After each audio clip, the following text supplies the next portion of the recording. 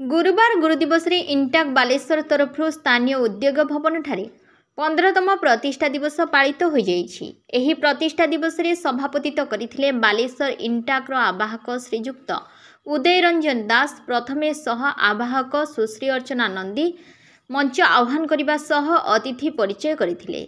आवाहक श्रीजुक्त उदय रंजन दास स्वागत भाषण देथिया बेले सह आवाहक श्रीजुक्त संग्राम कुमार दास वार्षिक विवरणी पाठ करथिले। मुख्य अतिथि भावे श्रीजुक्त सुधाकर नायक अतिरिक्त जिलापाल साधारण बालेश्वर निज वक्तव्य कहिथिले कि पूर्वरु इंटाक बालेश्वर द्वारा फकीरमोहन महाविद्यालय ऐतिह्य सभागृह और लाल गिरिजार पुनरुद्धार पाई जो पदक्षेप नहीं ताहा स्वागत योग्य।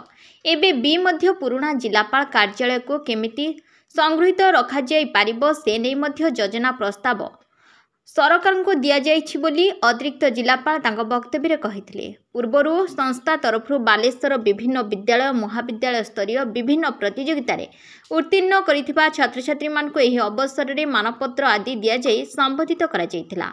श्रीजुक्त डॉक्टर हरिश्चंद्र बेहेरा संस्थार मुखबंधर उन्मोचन को परिचालना करिथिले। आज गुरुदिवस उपलक्षे 2 जन शिक्षकों को यथाक्रमे श्रीजुक्त सनत कुमार नायक और श्रीमती सस्मिता गिरी को संबोधित करा जायतिला।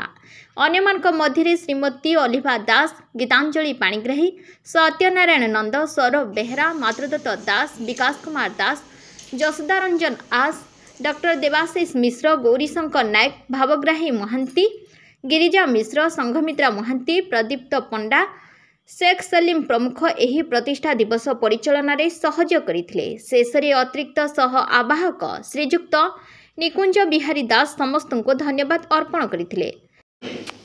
आवश्यकता नहीं, समस्त धन्यवाद, नमस्कार।